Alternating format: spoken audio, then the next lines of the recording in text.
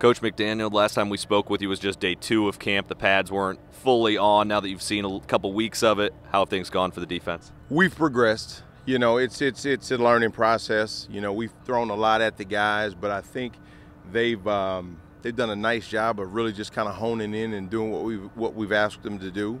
Obviously, you know, we can always be better, but they're trending in the right direction. And anytime we can do that, that's a good thing.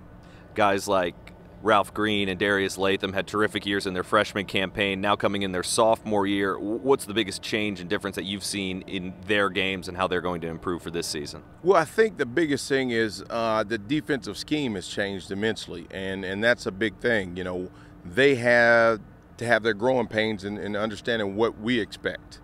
So it's going to be, you know, from that standpoint, it's really going to be interesting to see how they do with the new defense. I know from an effort standpoint, from an understanding standpoint, right now they're doing a nice job, but application is going to have to, you know, we're going to have to see what takes place on the field.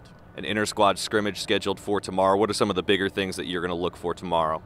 That we come out healthy. You know, that's the biggest thing. But no, obviously we want to compete. We want to see who's going to go out there, who's going to compete, who's going to execute the game plan, who's not going to have any mental bust, and then just from an effort standpoint, who's going to compete. Those are the biggest things that we're looking for.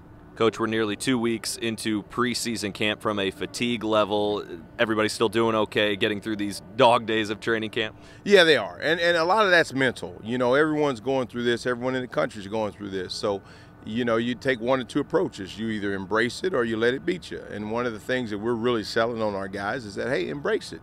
Embrace it. You know, there's a small window of opportunity that you get to do this. And when you have that opportunity, you need to embrace it. And that's what we're trying to do.